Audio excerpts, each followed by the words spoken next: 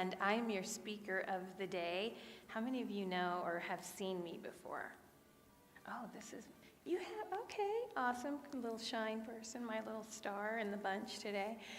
So I'm Dorothy-Inez, known as Queen of Shine, and I'm also I'm a confidence coach, sound healer, whole lot of things, exchange mom.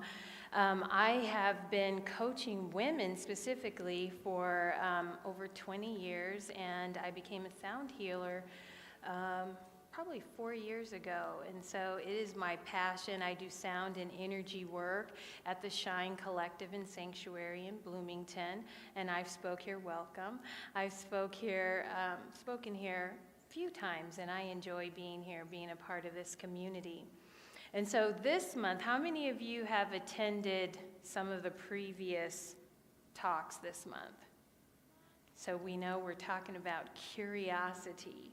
And I am the finale, and hopefully it's a good finale.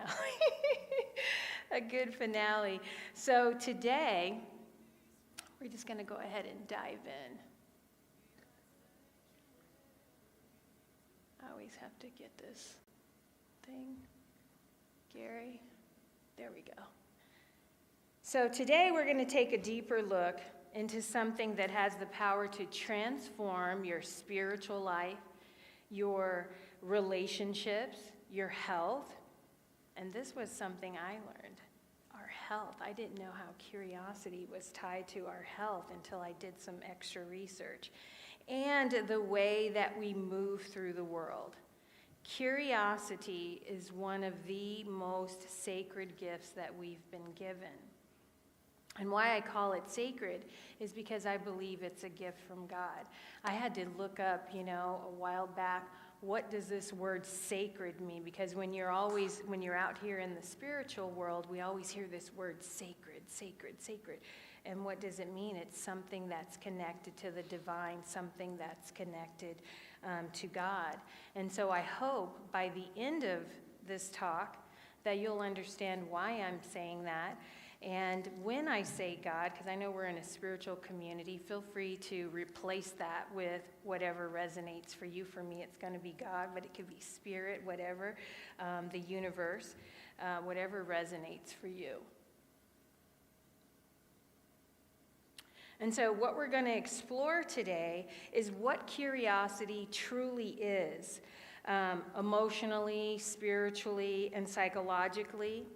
How curiosity shows up in our daily lives, how curiosity has shaped my own journey and my relationship with God, what it truly means to live in the question.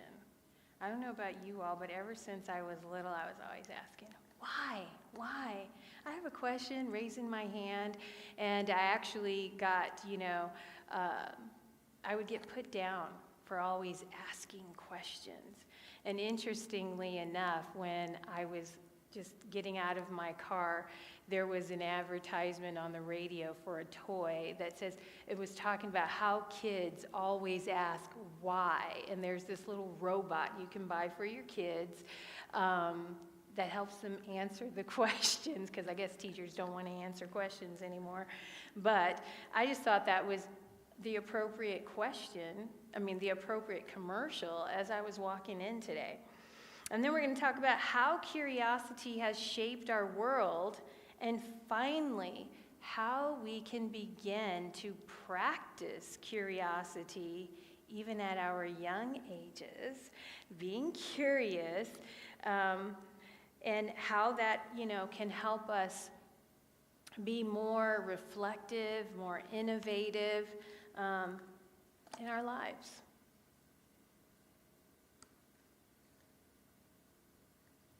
So, what does it mean to be curious? When I think about curiosity, I don't just think about information gathering.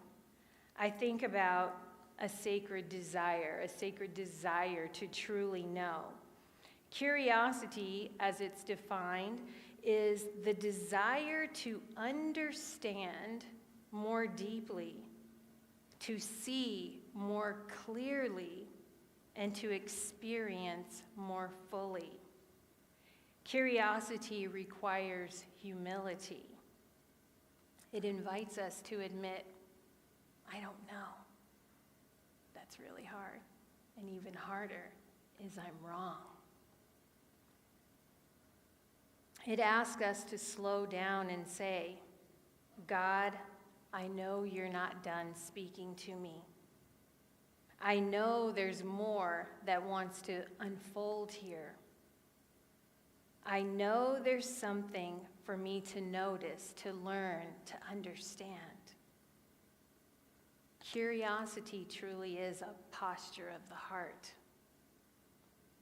not a mental one. And it's a beautiful thing because both spirituality and psychology agree that it is a heart posture. When we come from the heart, it shows us that we genuinely want to know people. We genuinely want to understand. And not just people, we want to understand about things. Research shows, excuse me, that curiosity, now this I found interesting, curiosity activates neural networks in the brain, and that increases openness, emotional flexibility, and our ability to learn new ways of being. It means curiosity literally prepares us mind, body, and spirit to grow. And that's how I think about curiosity. Curiosity is just this constant, like for me, and we'll talk about this a little more, living in the questions. You know, you go get a degree because you want to know more. You ask, like I said, the questions so that you can learn. Curiosity, how does it show up for us? Curiosity shows up in many different ways, and we've already talked about curiosity oftentimes is seen as asking the questions. But it can sound like, why is this here? What is this showing me? What is this here to teach me? What else can be true? God, what are you revealing in this moment? Asking questions is powerful. But curiosity goes beyond just asking the questions. Curiosity shows up as wonder. The feeling that something has touched your spirit and invited you to pause.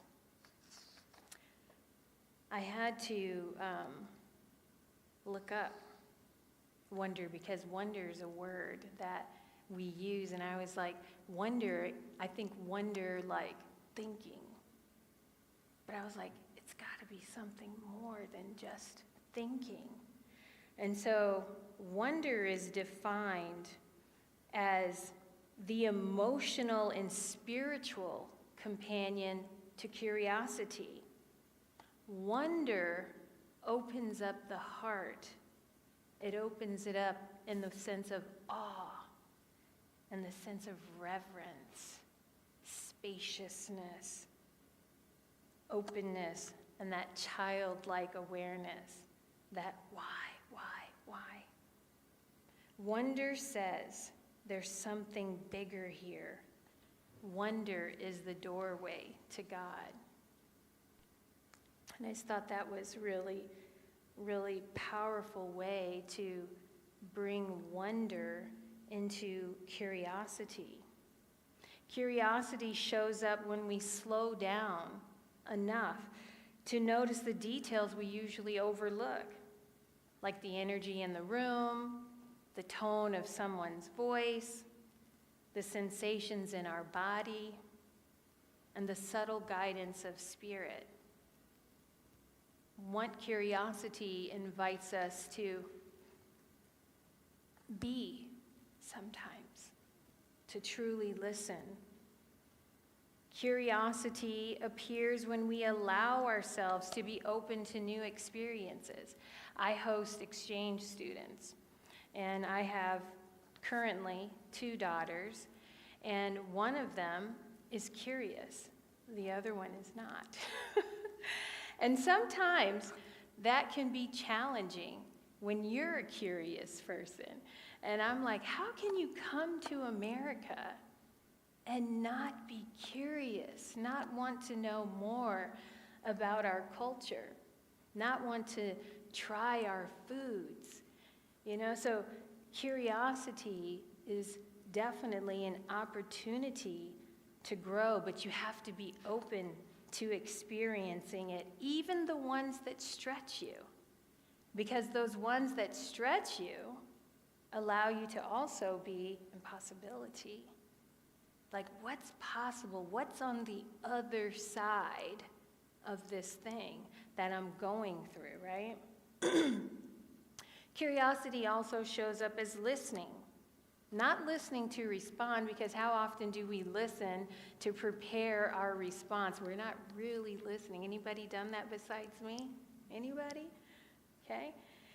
But listening to truly understand. This is another area I bring in when I was in the Christian tradition. Real conservative. I don't know if any of you are familiar with Pentecostal, but Pentecostal is very conservative. No, I went from being in the music industry to wearing nothing but dresses, no makeup, no jewelry. I would sneak in some jewelry and I'd get in trouble. But I went to this real conservative sect, and in that religion, you're taught that being gay is wrong. And I just couldn't understand why.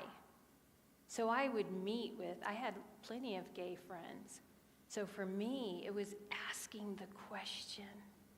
And the more questions I asked, the more I understood, the more I had compassion, the more I could be an ally.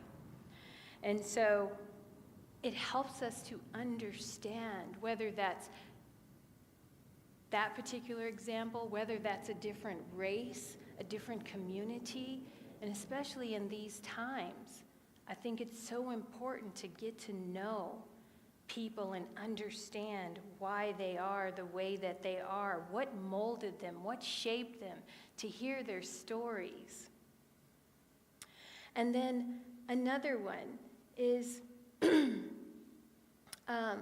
curiosity creates space inside of us. It helps us to breathe.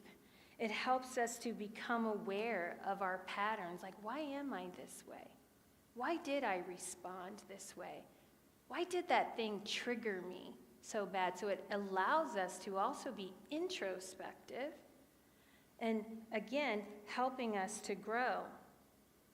And most importantly, curiosity invites us to pay attention, to be in the present. So, I have a reflective question for you. When was the last time you allowed yourself to wonder, to be in awe, to be in reverence, to have spaciousness, to have openness, to have that childlike awareness, and live in the questions? Just take a moment and think about that to yourself. We live in a world that pushes us for clarity, productivity, quick decisions, fast conclusions. But wonder, it's in the wonder where God whispers. It's in the wonder that inspiration lives. It's in the wonder that our hearts soften. So let yourself remember the last time you simply wondered.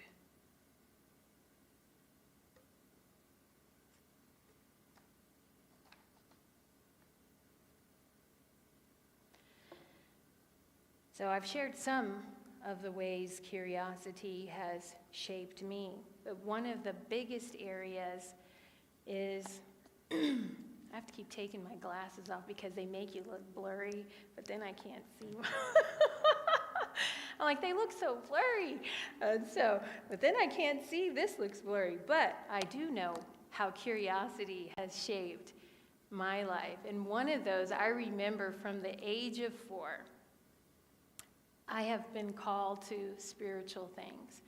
I was at the age of 4 asking, because my grandmother would take me to church, and I was asking, if God created me, well, who created God?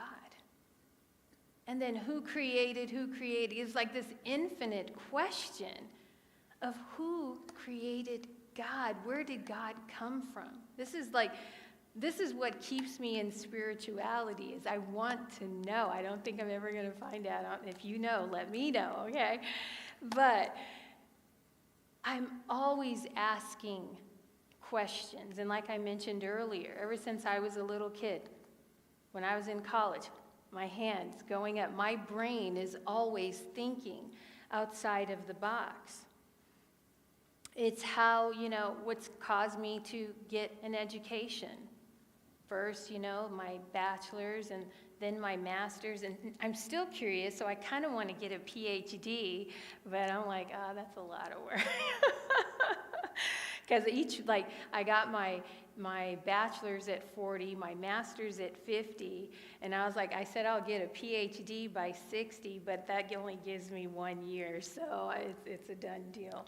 But for me, spiritually, it's how I connected to God. It's how, one thing I didn't tell you is I'm a huge Prince fan. And I moved here for Prince from Los Angeles shortly after he passed. And when I was younger, I was on punishment a lot. I don't know, younger people, I don't know if you get on punishment. Do you get on punishment by your mom? Well, I did. I was always in trouble, not because I was a bad kid, but because I wasn't good at math or science. So my whole summers I would spend in my room, and so all it was me and Prince and, the music. And so I connected to Prince through the lyrics. And Prince would speak in these metaphors. And so I had to, what does that mean? And so I would research, I'd sit there and I'd study and, all of his lyrics because I wanted to understand him. He was the only person, so to speak, that I had at that time in my life. And so he shaped a lot of what I believe about God, at that time what I believed about sexuality, because he was different. And so, it was that curiosity that connected he and I so much so that I moved here for him, And so it's how I learned to listen to other people. It's how I learned to trust. Curiosity helped me ask, who is God in this moment? What is God teaching me through this experience? Because at the end, this is going to be our mantra. What is this here to teach me? How can I see this situation through what I call my God goggles? Put my God goggles on and see, asking God to show me what I can't see through my human eyes, but what can I see through my God eyes? It shaped how I show up as a healer, how I show up as a coach, and how I show up as a leader, because I'm always asking, what can I do better? What can I do better? What can I do differently? What do my people need that I serve? Always asking myself the questions. And because I ask the questions, it's what helps me to be a bridge builder for different communities. One of the things I really have a passion for is integrating the healing space. We're either in an all white or an all black community for me as a mixed race person. And I would like to see more integration in that. So my question is, how can I be a part of that? How can I be a part of the change? So curiosity invites us to build bridges. Now let's look at the spiritual gift of living in the questions of curiosity. One of the greatest spiritual lessons that curiosity teaches us is to live in the questions rather than rushing into certainty, rather than having to have an answer right now. We live in a world, like I said, that always wants like a microwave world. We want everything fast. But spiritually, part of being spiritual is slowing down so that your inner ear can hear what Spirit is saying. Answers often unfold in layers, in seasons, and in divine timing. They're never right then and there. Have you ever had situations you go, oh, now I know why that thing happened? But in the moment, you didn't know, right? So living in the question means we release urgency. We stop forcing clarity. We let wisdom rise naturally. And how about we trust the process? That's a really hard one because we want it now. And we let God speak in God's time. Living in the question is an act of surrender. How many of you have a daily surrender practice? Oh, I see hands going up all over the room. Yeah, that's something hard. Where's my water? There we go. That's something hard. Surrendering. So I had to look up, what does surrender look like inside of curiosity, right? So curiosity says, I am open to knowing more. I am open to knowing more. I'm okay with not knowing yet. But are we really? Are we really okay with that? But that's what surrender is saying. Surrender says, I trust God to show me at the right time. How many of you practice that? See, I knew there'd be some people in the audience. I knew it. So what does that look like for you? How do you all practice that and maintain your peace in the process? Because a lot of times that surrender causes stress. Is it on? Can you turn the mic on? I think Gary's turning it on. Gary, are you turning it on? Okay. There we go. Oh, awesome. Anyway, for me, it's a question of watching and waiting. And that requires, I guess, patience and just being willing to experience whatever life brings my way. Beautiful. So, you hear the openness in that? Yeah, it's an openness. And it really, it's wonderful because you don't have to do anything. You don't have to go anywhere. You're just knowing that every day something wonderful will come into my life. That's kind of my mantra every day. Yeah, and I love it. Something wonderful, something awe-filled, something. What were some of the words I gave you guys? Oh God, there's one. Reverence, filled. All those beautiful words we talk about. Spaciousness, openness. I know you always have something to share. I always have something, maybe.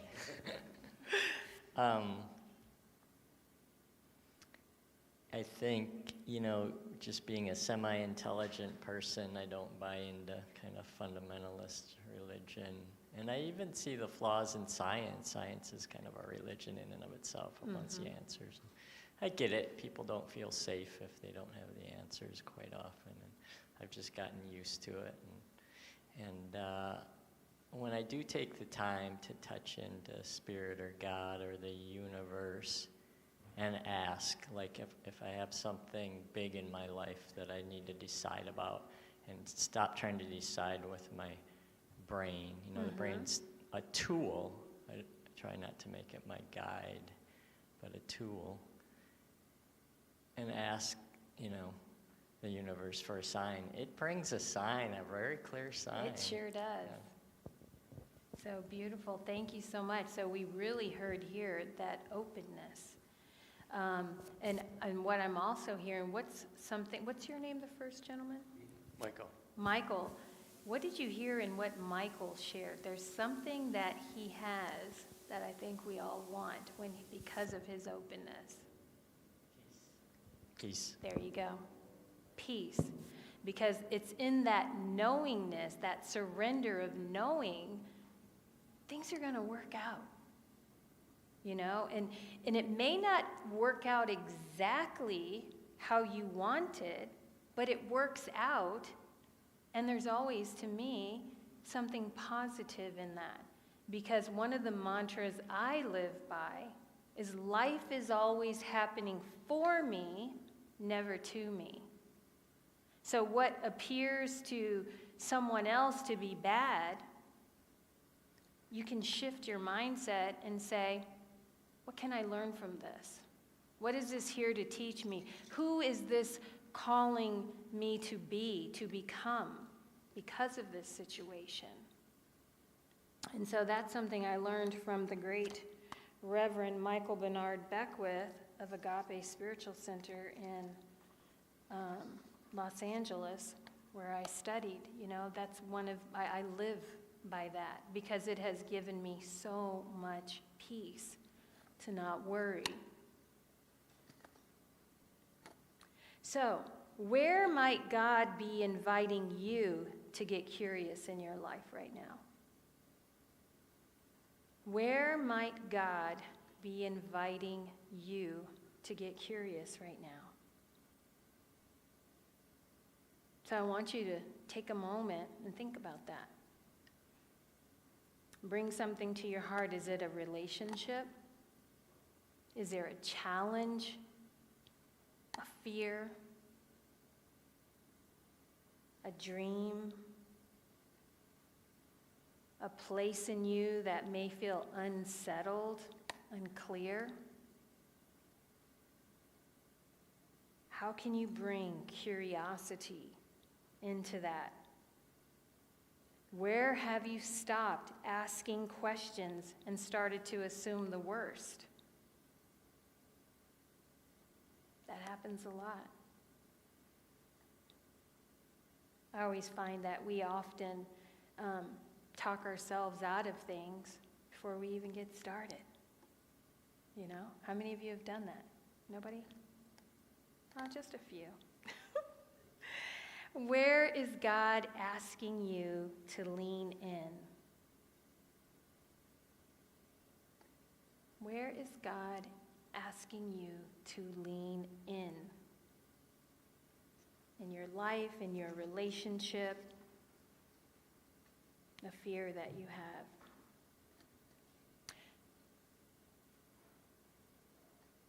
So the benefits of curiosity. So we've talked a lot about curiosity and how it impacts, I'll say I've talked a lot about how it impacts every part of our spiritual life, but it also impacts our entire life in general. And curiosity, like I've talked about, it expands your compassion, your ability to be compassionate for others. It softens judgment, something many of us are afraid of. It reduces reactivity. So it allows us to respond rather than just reacting all the time. Curiosity increases your resilience because that's that possibility. If you get knocked down, there's another possibility. What's the other possibility on the other side of that? God, what is waiting for me? Sharpens your intuition, which goes back into the connection with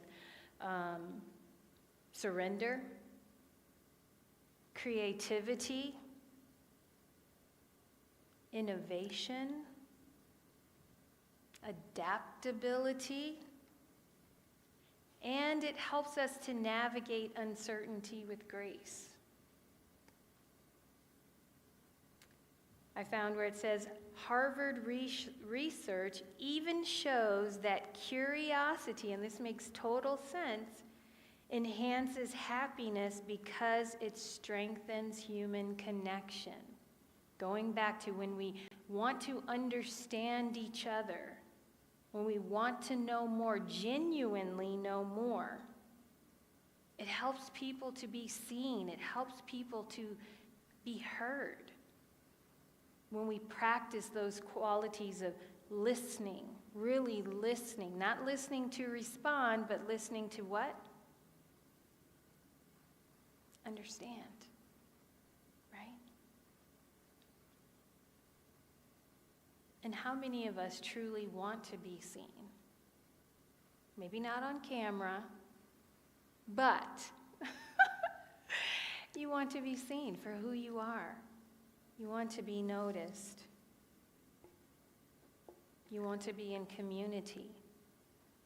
Because we weren't made to do life alone. We were made to do life together.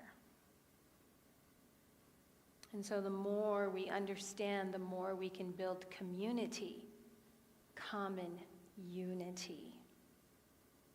I never realized that word was a combination of what community means, common unity. So now let's look at how community supports our health. Because like I said, it's not just spiritual, it's biological.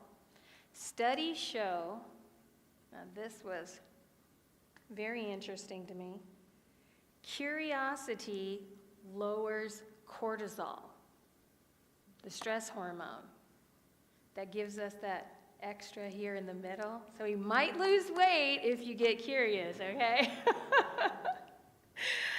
I'm just saying. It increases dopamine, the pleasure and motivation chemical. Who knew?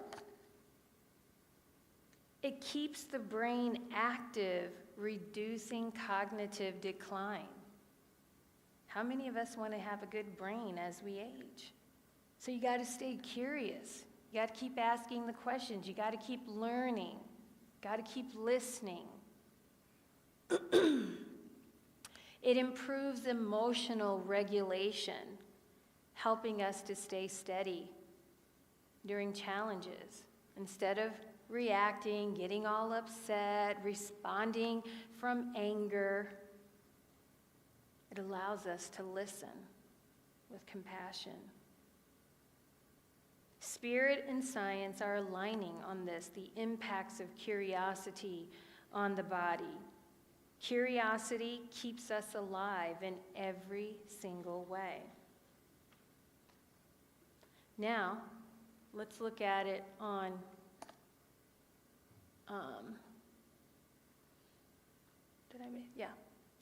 on a little more on the spiritual and then the energetic health. So energetically, curiosity is expansive because we talked about openness. It tells your nervous system, I'm safe to explore, I'm stable enough to listen, hopefully, and I'm grounded enough to stay present in the situation. Curiosity reduces a spirit of defensiveness, because defensiveness comes from fear. Curiosity dissolves fear. Okay, because Now we're wanting to know more. Now you're taking the focus off of yourself and trying to understand the situation, because oftentimes when we're in this place of fear, it's the fear from being judged, being wrong, or out of control. It opens the door for your intuition, because when you're in fear, your intuition can't operate. Your intuition needs to feel safe. Your intuition needs you to be in surrender so that you can hear that still small voice. And it allows you to trust it. It allows you to hear that divine guidance with more clarity without coming to your own conclusions. Curiosity is how we get to co-create with God. Because this is the time, I just love, how many of you meditate? Yeah. Rev always would say, this is the only reason I got into meditation. He said, meditation is like heaven's TMZ, because you get to hear all the latest, gossip from heaven. You get these divine downloads. And I thought, oh, that's pretty cool. I want to hear what's the latest going on. I want to have the scoop. And so that helped make meditation a little easier, because in our classes, when we would do the meditation, I never meditated, sat in complete silence, 30 minutes. That was tough for me in the beginning. Your mind's going, and then you learn to calm it. And that's when I find, I don't know about you, but a lot of my creative ideas come from that place, those downloads. So, can you remember a moment when curiosity helped you release fear? Can you remember a moment where being in curiosity helped you release fear? And this is important because it shows that fear dissolves. When we approach fear with a softness, with an openness, with the willingness to learn, fear has no place.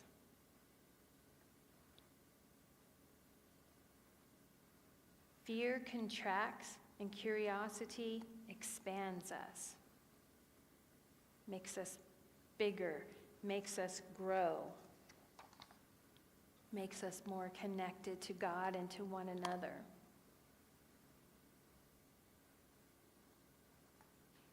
And so, how has curiosity impacted our world? Everything we know today, every breakthrough, every invention, every spiritual insight, all of it began with curiosity. Curiosity drives innovation. Think about right now, we're going through a big boom in AI. That's because somebody had a question. Our computers, these phones that we're always on, somebody had a question. And that question led them down a path. When we have medical research, that research started because somebody had a question. They were curious. When we look at social justice, cultural understanding, compassion across our differences, which we've talked about, exploration, people who came over and explored, this area where we live, the United States. An expansion of our consciousness because we're asking questions. Curiosity brought you here today. You may not think of it like right at the top of your mind, but curiosity brought you here today. Curiosity, even like as a leader, we're always asking, is there a better way? How can I do this differently to make it more efficient? What possibility have I not considered? Have we not considered? Curiosity is how the world evolves. We wouldn't have people going up into space, you know, and maybe at some point, maybe in your generation, people might live on Mars. But it's the question, curiosity.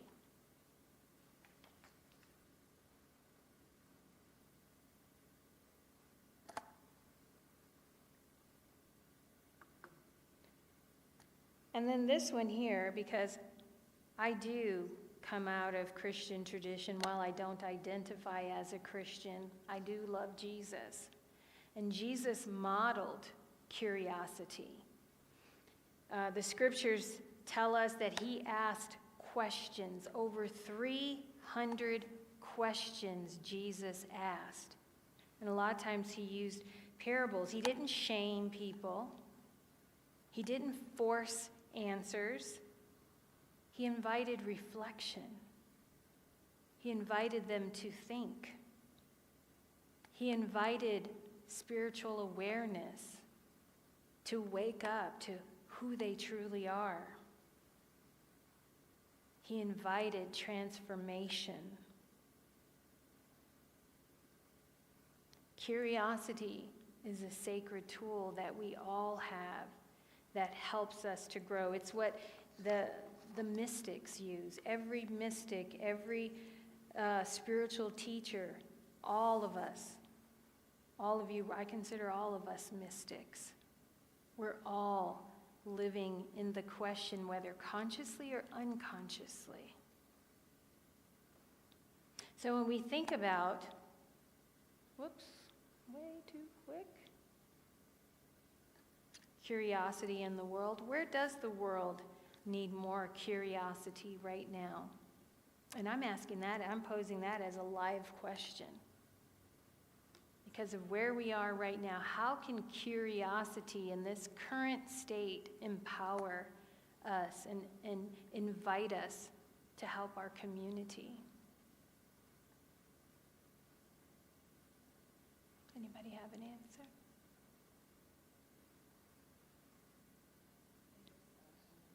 Introspection. Nisa said introspection. It's a very good one. It's like, how can I be a part of the change? How can I make a difference for my neighbor? Maybe you even have a really good idea that's been on your mind. I think about Spanx, okay? Spanx. I created Spanx back in 1985, okay? I would take my pantyhose, I was a dancer, and I would take my pantyhose and I would cut the legs off because I danced in biker shorts, and I would put those on, and I'm thinking I could have been a multimillionaire. But I didn't share my idea. You know, what idea is in you that wants to be birthed? You know, what do you have inside of you? It's like, that's what I see curiosity is like, inviting us to go within, and to go without, to also be a part of our communities. It's so exciting, the power of curiosity and thinking about it differently than just raising your hand and asking questions. It's like, what possibility is there in your relationships? How many arguments could you stop with your partner, your child, if you were just curious? Well, tell me why you think like that. I want to know more. We got a mic. That's a big one, I think, like you said earlier, and instead of, waiting to speak and not really listening, trying so much harder to understand the other person rather than to be understood. And that's where peace is going to come, is through understanding others, I think, Very good point. Can you repeat that again, and there's that prayer of St. Francis I can't quote it exactly, to understand rather than to be understood. Like, to try in conversation or listening to others to understand that other person and where they're coming from, rather than just waiting to talk, like you said, and trying to get people to understand us, but doing our best to understand that other person. And that, I think, is where peace will come, is when we start understanding each other and start listening to each other. Yeah, and that's putting that ego to the side. Ego, I remember Wayne Dyer. Does anybody remember Wayne? Dr. Wayne? I loved him. And I always remembered what ego meant. Ego, edging God out. Edging God out. And that's what we do when we come from this place of always about ourselves. Okay? When we're in ego, we've edged God out. And because I think, again, putting on my God goggles, how would God listen? How would God respond? And we need to bring more of that side of ourselves back in. Thank you for your contribution. Absolutely. Just the whole curious thing. I mean, it's kind of a method I've developed when, like, in conflict or with people, or just maybe not even in conflict, but just using that word. I'm curious why you think that way, or I'm curious, yeah. And really meaning it. Yeah, exactly. Really meaning it. Yeah. And it kind of brings me into that place of really being present too, just using that word. Like, I am curious. I want to know where you're coming from.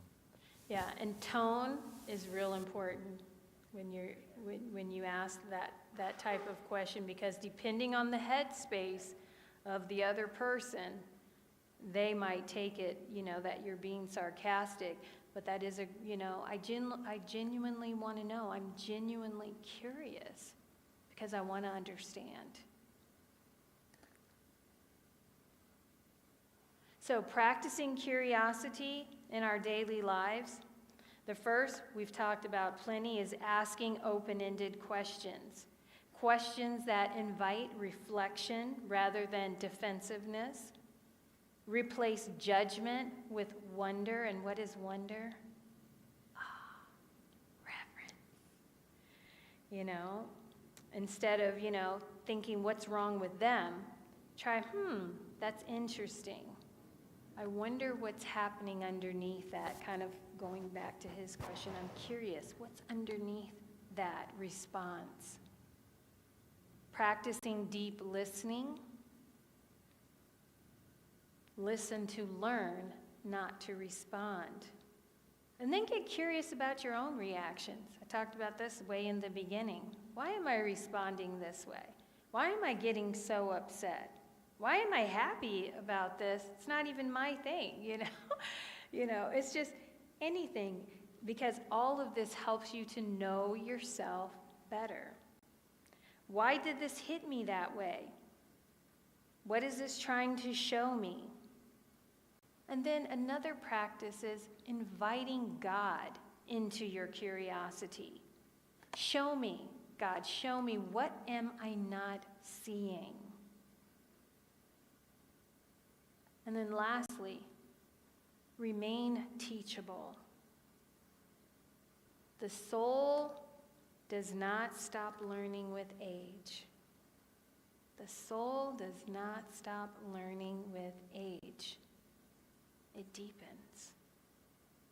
I get wiser and wiser every year, don't you?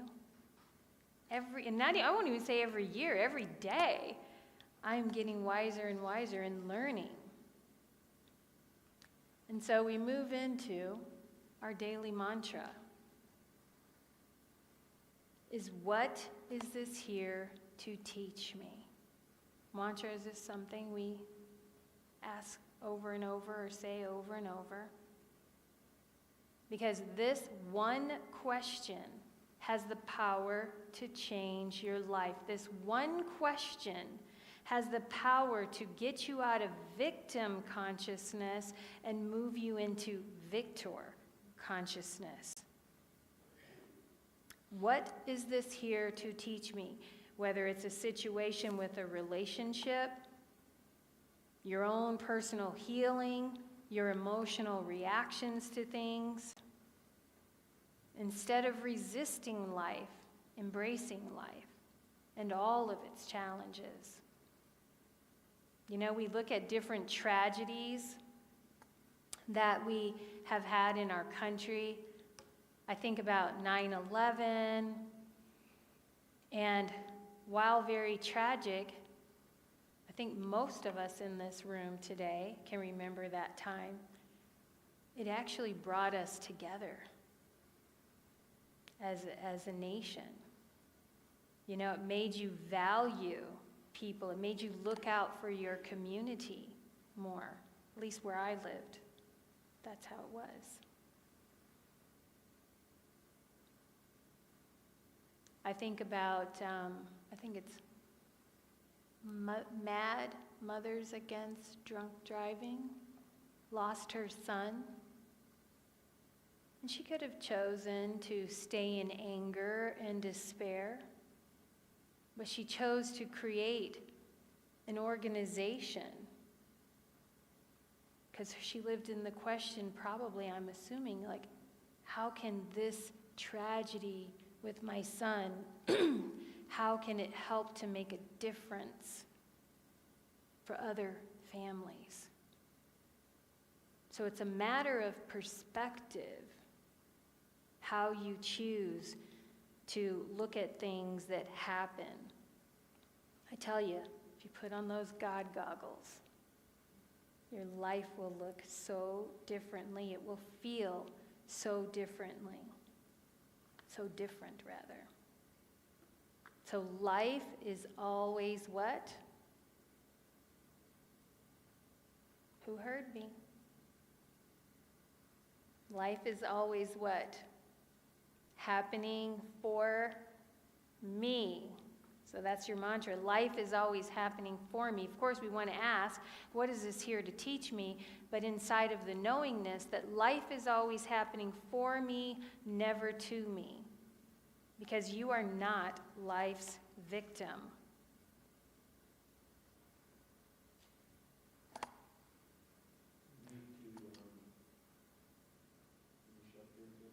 Oh, I was waiting for the light. The light was on and off already. Oh, okay. Thank you, because I was thinking, man, when's he going to turn the light on? So this is the final slide. Thank you, Gary, for your interjection. So the final reflection is, where do I want to bring more curiosity into my life in this next month as we move into December, as we move into the new year? And then our final thoughts. Whoops. Well, if we can not go too quick. I'm just going to read it. Curiosity is sacred. It opens us up, it connects us, it deepens our spiritual walk, and it helps us see through God's eyes, not just our own patterns or fears. When we stay curious, we stay soft, we stay teachable, and we stay aligned. So, if you want to connect with me outside of here, there it is on the slide. Gary, I'm sorry I went over. I was really trying to watch for the light. I was looking for the light. We're not on a regular thing here today. So are we doing offering? Yeah, Lauren will probably do the offering, and I'll play a little Prince for you, and then when we're done, we'll do a closing circle. Okay, awesome. Thank you. Thank you all for your participation too and your attentiveness.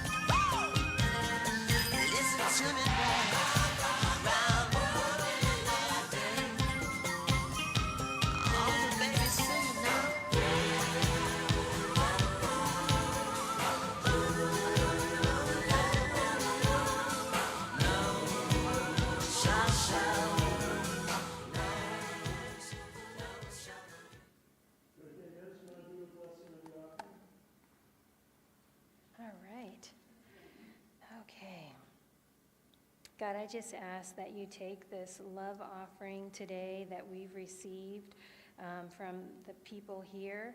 I just ask that you bless it, that you multiply it, and that you use it for your good.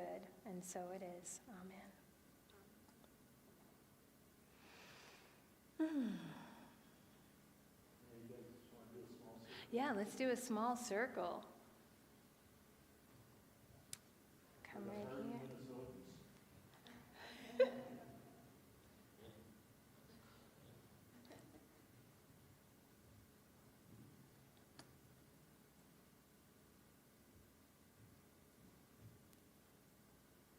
So first of all, I want to say thank you to each and every one of you that decided to show up for yourselves today and for each other, because, you know, community is so important. And I hope that in some way you took at least one new thing about curiosity away. And so I always, whenever I'm here, Queen of Shine, I always like to sing this little light of mine. So we're just going to do one round of this little light of mine. I'm going to let it shine. This little light of mine. I'm going to let it shine. This little light of mine. I'm going to let it shine. Let it shine. Let it shine, let it shine. So go out and be a light unto every person that you come into contact with this holiday season. And I'll see you next year, I'm sure. So peace and blessings. Thank you. Thank you.